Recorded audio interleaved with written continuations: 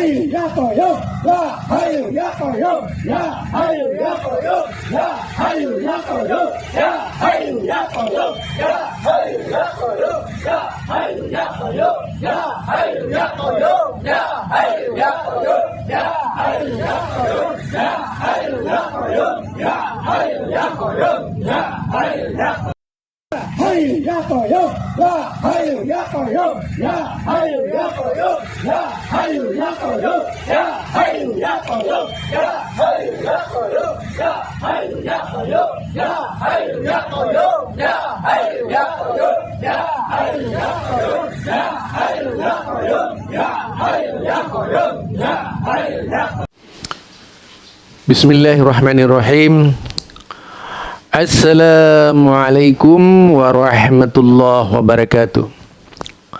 Alhamdulillahilladzi arsala rasulahu bil huda wa dinil haqq liyudhhirahu 'ala ad-dini kulli wa kafa billahi shahida.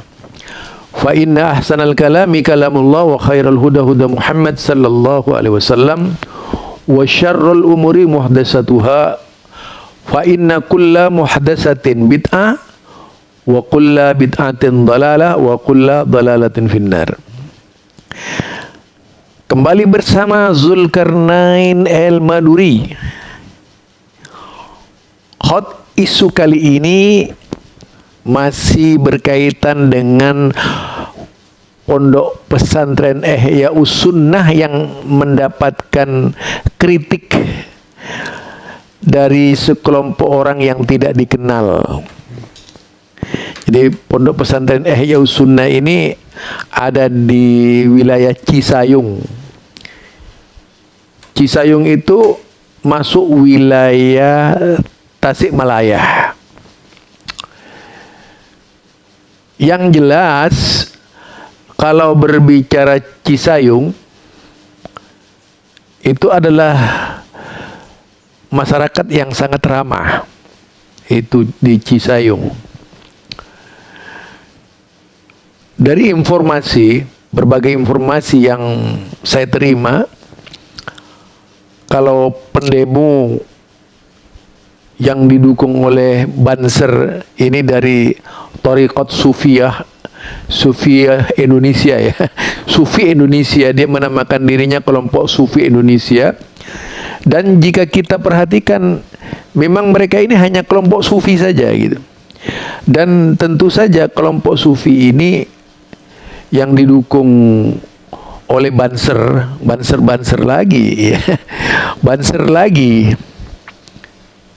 Beda tentunya dengan Muhammadiyah. Kalau Muhammadiyah itu suka menolong orang yang lemah, kalau Banser tidak seperti itu. Justru ikut meramaikan demo. Tentu adalah sesuatu hal yang tidak etis lah dilakukan oleh pengaman ormas. Nyata sekali bahwa itu dilakukan oleh ormas gitu. Bahwa ormas terlibat di dalam hal ini. Jika kemudian misalnya Kokam Muhammadiyah terlibat pengawalan terhadap demo misalnya, dengan sendirinya Kokam ini orang yang paling bertanggung jawab terhadap demo tersebut, yang berbasis warga Muhammadiyah misalnya. Nah, yang terjadi di Cisayung nampak sekali keterlibatan ormas dari Banser ini.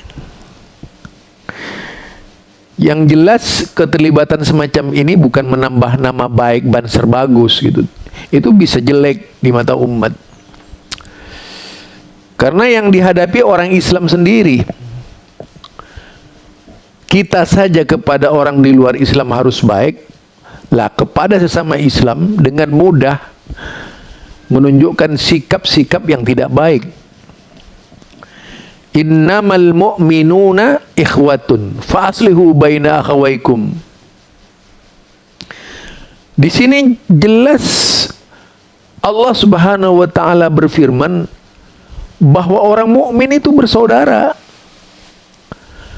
Kalau ada perselisihan, fa'aslihu, itu perintah Al-Quran, fa'aslihu. Jadi fa'aslihu itu jelas perintah Quran. Damaikanlah dengan cara-cara yang baik. Oke, misalnya ada seorang teman salafi dituduh bohong misalnya, ya cukup dikritisi bohongnya saja. Ditunjukkan faktanya bahwa Anda sekarang ini, kalau dulu ya itu di dalam hak menjawab gitu ya. Dulu ada hak menjawab. Nah, sekarang hak menjawab ini, hak jawab ini tidak pernah digunakan undang-undang hak jawab ini. Tetapi lebih pada undang-undang bukan hak jawab, hak melakukan tindakan terhadap orang, yang jelas tidak ada undang-undangnya lah. Hak melakukan tindakan terhadap orang yang tidak disetujuinya itu. Ya mungkin karena membawakan narasi-narasi yang tidak benar. Perlu diluruskan, Anda itu bawa narasi dusta. Apa sulitnya berkata seperti itu? Setahu saya seperti itu dulu ada hak jawab. Sekarang hak jawab nggak dipakai langsung, pakai berbagai macam cara ya, termasuk demo. Nah, jika melihat dari percakapan yang disampaikan oleh mereka yang menunjukkan arogansinya, kemudian yaitu dia menampilkan sosoknya di sepanjang jalan, bisa dibaca kelompoknya itu. Dari mana mereka ini itu? Dari mana mereka? Karena sebagian orang-orang di sana tidak mengenal kelompok itu. Artinya memang sudah tidak etis lagi demo-demo yang ditunjukkan kepada salafi ini, karena terpaksa harus mendatangkan orang luar gitu. Kan bisa dibuktikan kesesatannya apa. Kalau memang berani mengeluarkan pernyataan sesat terhadap salafi, ya datangi orang-orangnya yang menyesatkan itu, misalnya sekelas Ustadz Abdul Hakim Amir Abdad, untuk ditunjukkan kesesatannya di mana gitu. Kan gampang. Mengapa harus teriak-teriak di mimbar? Mengapa harus teriak-teriak melalui demo? Lah sekarang ada YouTube, dijawab saja melalui YouTube. Jelaskan saja di mana letak kesesatannya, kan begitu.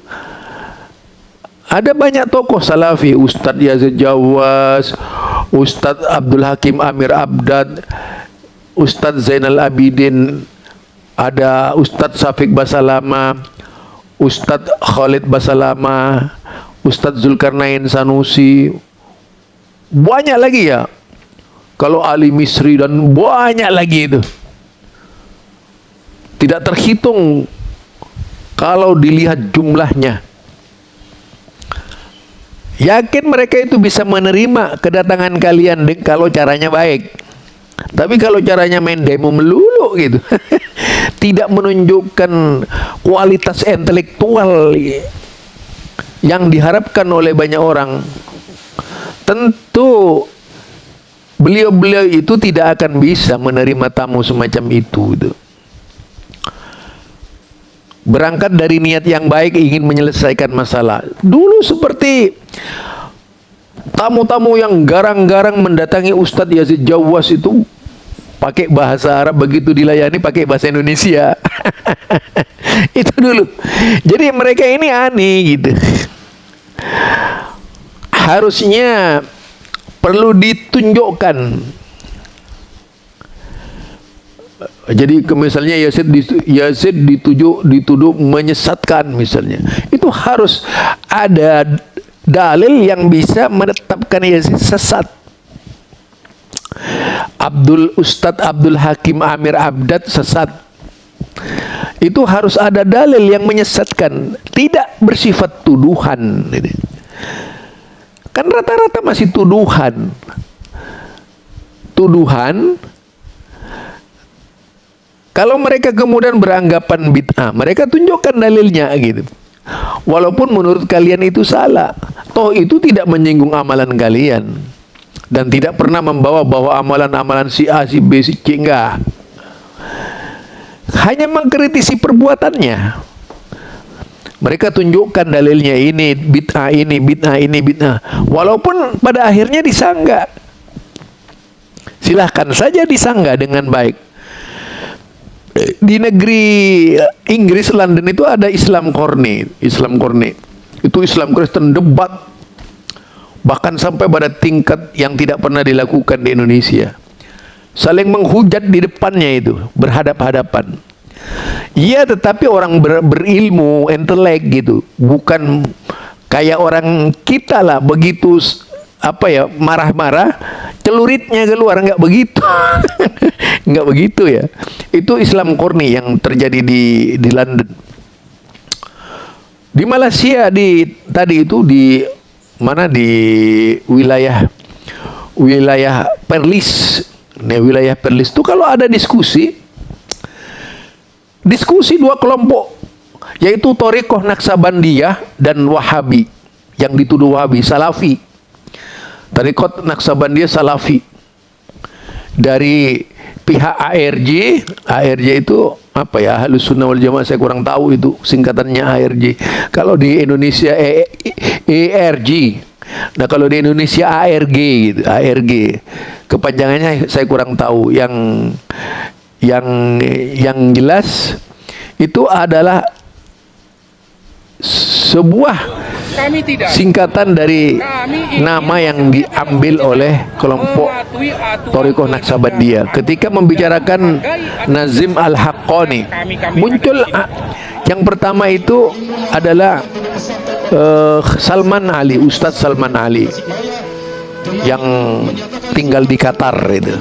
Yang kedua muncul yaitu yang dikenal dengan, kalau nggak salah dari negeri Kelantan ya dia. Siapa namanya saya lupa. Itu satu contoh yang mungkin perlu dicontoh. Dan tentu saja ada yang menjembatani. Kan pernah terjadi antara Idrus Ramli dengan Ustadz Firanda. Tapi ada yang menjembatani untuk bertemu kedua-duanya itu. Supporter pada diam, baik supporternya dari yaitu Salman Ali dengan supporternya yang dari pihak ARJ itu. Sama dengan peristiwa yang terjadi di Batam, supporternya yang kita perhatikan, supporter dari pihak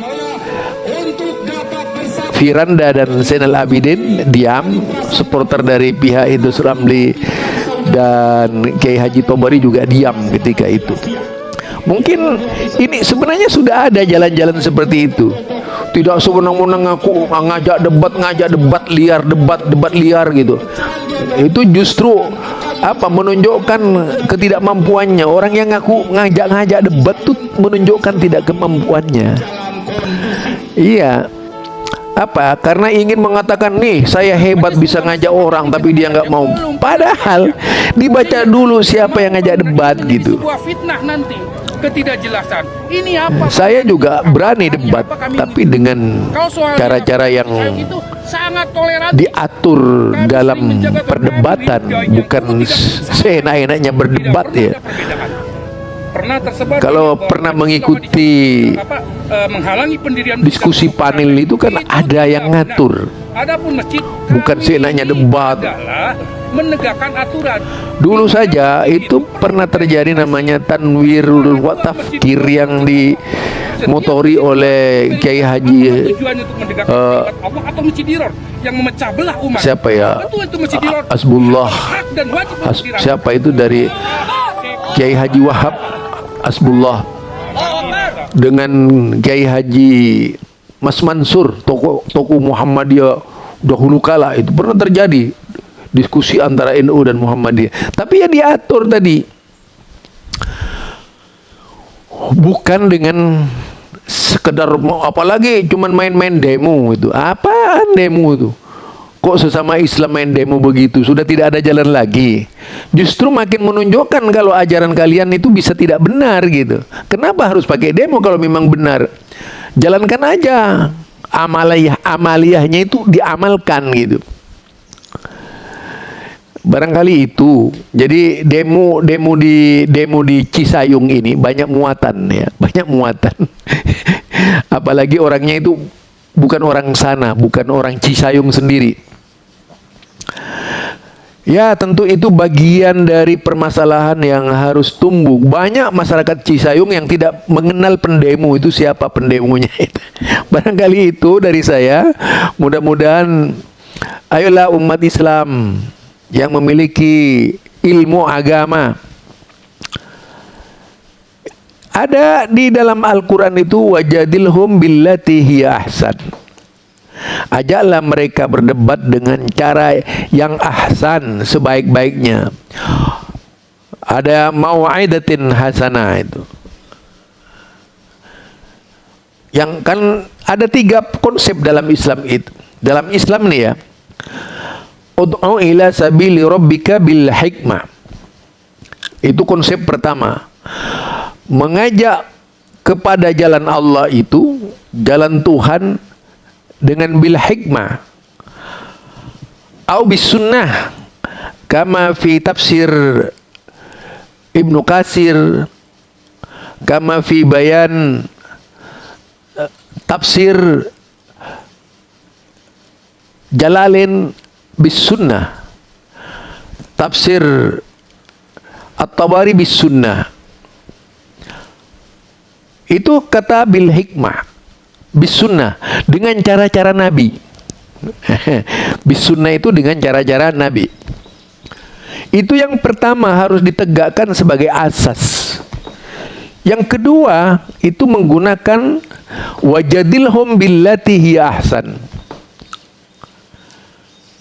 Mendebat mereka dengan cara yang sebaik-baiknya. Billati hiya ahsan.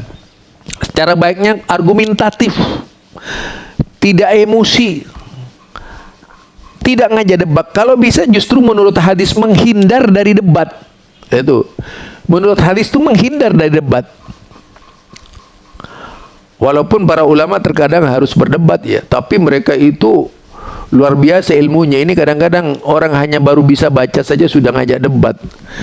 Apalagi kadang-kadang kan ilmu itu banyak digunakan hanya sebatas ilmu pengetahuan, bukan amalia sehari-hari hidupnya gitu.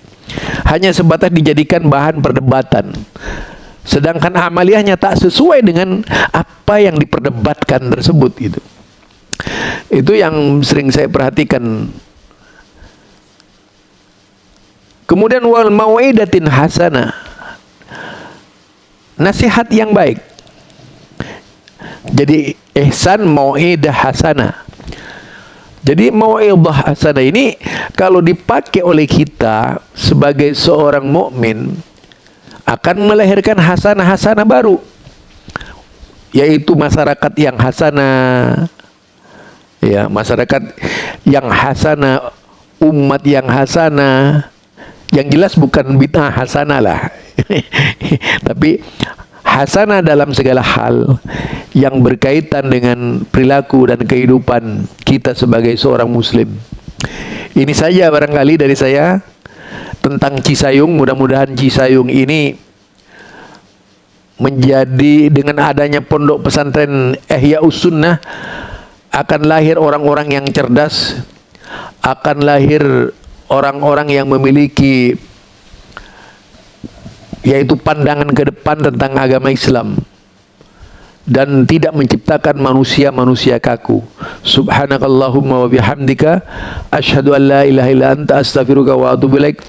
Assalamualaikum warahmatullahi wabarakatuh.